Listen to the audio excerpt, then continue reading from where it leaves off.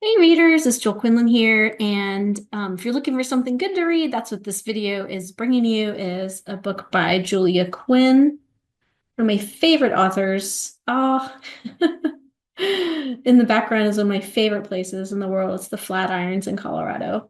I took that picture. Anyway, the book is by Julia Quinn. It's splendid. And I read it because I was in the bookstore and I was like, what haven't I read? What does she have new that's coming out?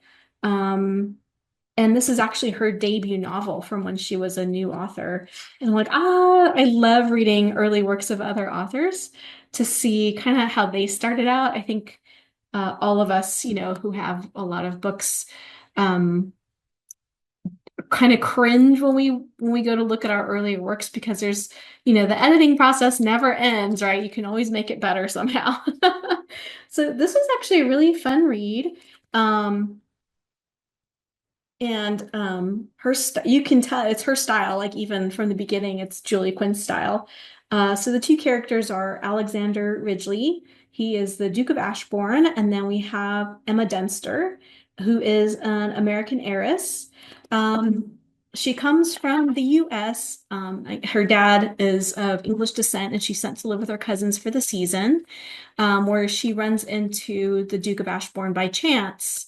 Um, because she saves his nephew from getting like run over by a carriage kind of thing. She's out being a naughty girl. I like it because Emma, she's a plucky female heiress. She was raised by her father. Basically, he's wealthy and she has dreams of, running the company someday. And he allowed her to like work in the company, doing the books and learning the business and all that stuff. So unfortunately, in that day, probably not realistic for her as a night, for her to be running a business as a woman. But that being said, it's an idealistic dream of a young girl, so it's very cool that that seems true to character. Um, I'm not gonna lie, I think the first part of this book was a little bit of a slow burn. It seemed the majority of the tension was just between her and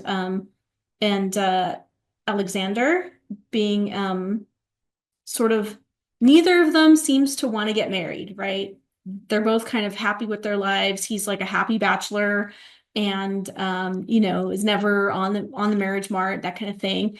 And she doesn't want anything to interfere with her what her dream is. And so they're highly attracted to each other. They spend time together, they banter, that kind of stuff. They have the chemistry flaring up. But that seems the majority of the conflict in the beginning. So I won't lie, it was a little bit slow, like for the first half. But then, what's really great is, she's living with her great cousins, and her male cousin gets into a little bit of a bind with a gambling debt and asks for her help, in a nutshell. So, which when I first read that, I was like, it's kind of strange that a male in that era would ask his female cousin for help with money, but she is an heiress. She does have money. She doesn't have access to it because she's not of age or married yet. But then I come to think of it, and I'm like, well, I guess, when I was a kid, like, cousins share things with each other and ask each other for help because they're afraid to go to the adults. So that's true to age as well. So I don't know. You guys let me know what you think. Um, anyway, what ensues is a bit of a kerfluffle, of course, when young people go to try to solve problems.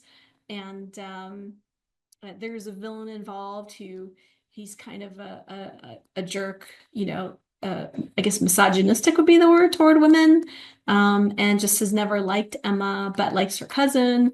And some of the drama that ensues is that's who the gambling debt is owed to, is to this villain. And so, in true Julia Quinn style, we have the conflict right there, the magic of, who rescues what is pretty fun. I don't want to reveal the whole thing, but anyway, I'm just on here to say that it was really fun to read this early Julia Quinn work before she got all Bridgerton famous, and I like this book. So if you're looking for something to read, it's an easy read, it's a fun read. You'll like all the characters. You'll just have to get through the first part of the book to where the pace picks up essentially, and then you're off to the races, enjoying the conflict. So anyway, yeah, I give it 2 thumbs up. And if you're looking for yet another Julia Quinn book, this one is splendid. And yeah, that's what I'm reading these days. All right, you guys, see you later. Bye.